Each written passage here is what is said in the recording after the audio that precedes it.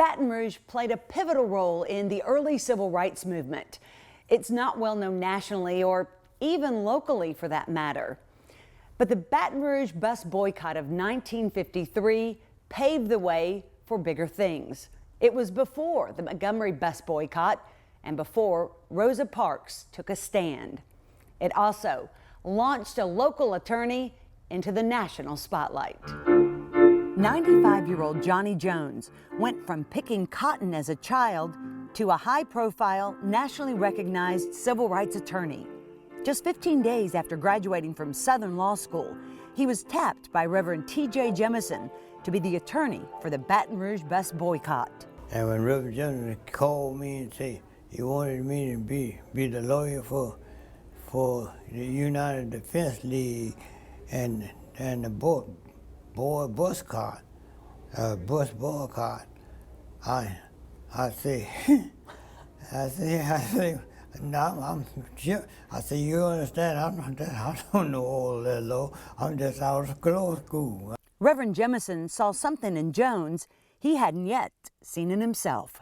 He insisted that I could do it, and so I took the task. Show me, come on and show me, Lord.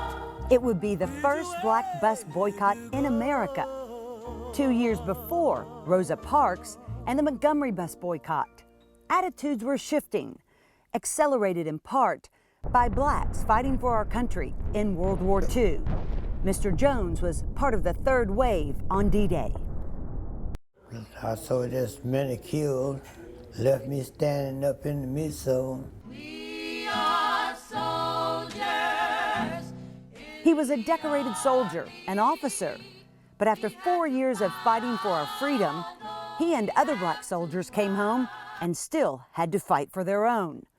Former LSU law professor, Dr. John White. Because World War II veterans were coming back, having fought a war for the United States, a war that was focused against racism, in particular the Nazi regime, and having seen a bit of the world, having been in Europe and interacted with Europeans who treated them a little bit differently, I think that you find that the World War II veterans returning to Louisiana, as returning to the rest of the South, had a different expectation about the kind of life that they should live, and Jim Crow was simply unacceptable for them.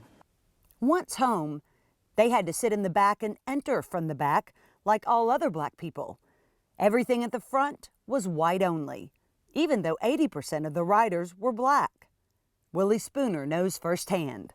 If the bus was empty and a black person entered the bus, they had to go all the way to the back. And then if the bus was crowded with black people, they still had to go stand up. Mr. Jones says some were just mean. And so you had some white would just would run to the back, go to the back of the bus just to make all the blacks stand. And you wouldn't. I know you wouldn't believe that today. Yeah, but that does happen. That was a common practice. You know, it's just heartbreaking. They amuse themselves like that. See, that was an amusement. It was a thing of showing power, showing that they was in authority. Down in the Mississippi, the Neutrals have we met. Black leaders put the wheels in motion to change it with pocket change. The 15-cent bus fare wouldn't be collected because they wouldn't be riding. Constable Reginald Brown says churches were key to getting the word out. The church was probably one of the highest places of respect, highest places of authority, and highest places where people participated and gave of themselves in that time. World War II veteran Charleston Carter had just bought his first car with GI money. He volunteered to help others get around. I happen to have been blessed to have a new car. So they was asking for cars, ride, so we didn't have to ride the bus.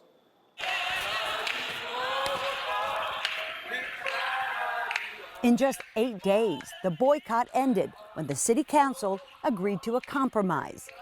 That deal opened all seats except the front 2 side seats would be reserved for whites and the back rear seat for blacks.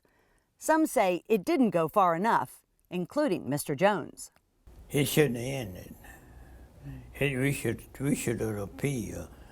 I prevailed upon Reverend Jones to appeal, but he just wouldn't do it. He really thought that the law was separate but equal.